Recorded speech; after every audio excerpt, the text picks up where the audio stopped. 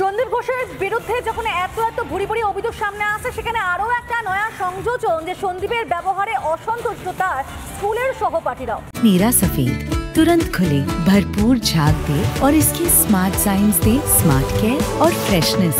मेरी चॉइस मेरा सफेद।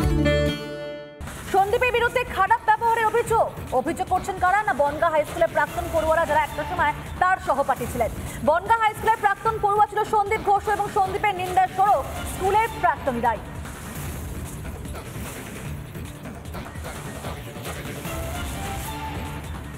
আমরা রয়েছি সেখানে হলো স্বাস্থ্য ভবন চত্বরে, যেখানে জুনিয়র চিকিৎসকরা আন্দোলন করছেন, ধর্ণা করে যাচ্ছেন, কিন্তু সেখানেই বহু মানুষ আসছেন। আর এই মুহূর্তে যারা এসেছেন তারা কার্যত বলা যায় তারা খুব লজ্জিত, কারণ তারা যে স্কুল থেকে এসেছেন সেই স্কুলেই পড়তেন সন্দীপ ঘোষ।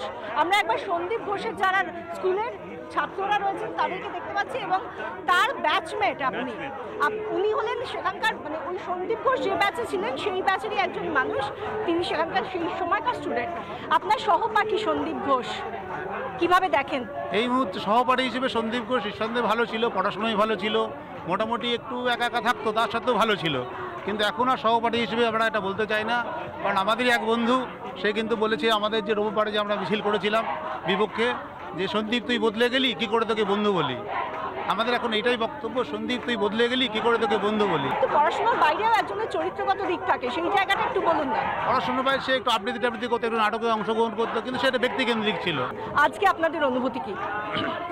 100 বছরের পুরনো স্কুল, যে স্কুলে বিভূতিভূষণ বন্দ্যোপাধ্যায় পড়তেন, এটা আমরা গর্ব করে সারা বাংলা তথা বাংলার বাইরে গিয়েও বলতাম। আজকে এই কথা বলতে খুব খারাপ লাগছে যে সন্দীপ ঘোষ আমাদের স্কুলে ছাত্র ছিল, কিন্তু ওই একটা মানুষের জন্য আমাদের স্কুল পরিচয় কখনো ওই নিয়ে হতে চায় না।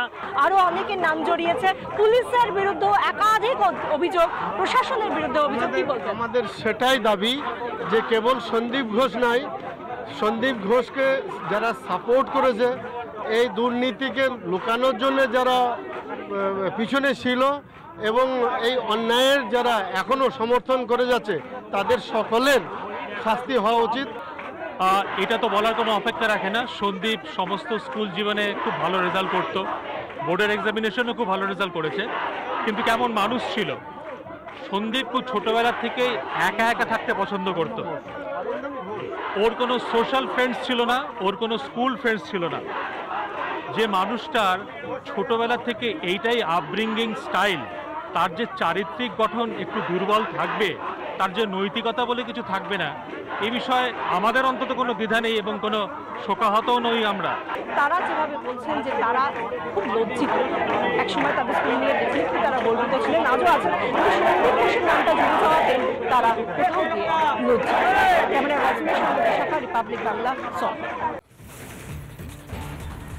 অভয়াকাণ্ডে গোটা রাজ্য এই মুহূর্তে উত্তপ্ত রয়েছে, রাজ্য রাজনীতি বলা চলে। দেখো, একদিকে যখন তদন্ত চলছে, ঠিক তখন অন্যদিকে সেই বিচারের দাবিতে প্রতিবাদ চলছে, প্রত্যেকে প্রতিবাদে নেমেছে। আর এর মাঝে আরও একটা ছবি কিন্তু এই মুহূর্তে সেই স্বাস্থ্য ব্যবস্থায় কোথাও কি প্রশ্ন তুলে দিচ্ছে। পূর্ব মেদিনীপুরের ছবি, সেখানে কি হয়েছে না এক স্বাস্থ্যকেন্দ্রেই চিকিৎসককে মারধরের অভিযোগ হচ্ছে, রোগীকে রেফার করা নিয়ে উত্তেজনা। ঠিক তাই, একেবারে ঠিক তাই ওয়েন্দিলা। এবং কি দেখলাম আমরা, যে কাজলাগড় হাসপাতালে সেখানে ঢুকে কর্তব্যরত চিকিৎসককে পরপর কিল মারা হলো, চড় মারলো এবং কারা মারলো? রোগীর পরিজনেরা। চিকিৎসকদের হুমকিও দেওয়া হয় বলে অভিযোগ। আর ইতিমধ্যে ভাইরাল হয়েছে সেই ঘটনার সিসিটিভি ফুটেজও, দেখুন।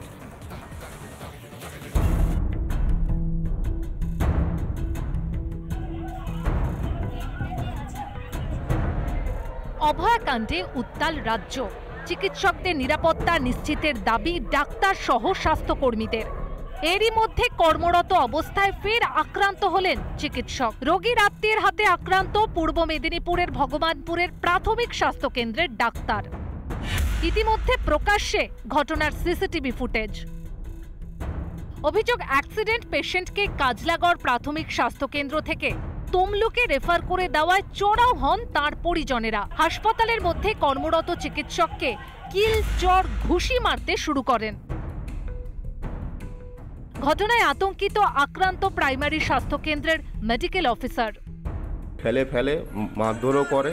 বর্তমানে আমার এই কানের একটু শুনতে একটু অসুবিধা হচ্ছে, আর এখানটা কেটে গেছে, আর একটা ওরা থ্রেট দিয়েছে যে তুমি তো হসপিটালে আছো, এখন তোমাকে দিলাম ছেড়ে, হসপিটালে বাইরে যখন যাবে তোমাকে দেখে নেব, মেরে দেবো, তো তখন কি হবে?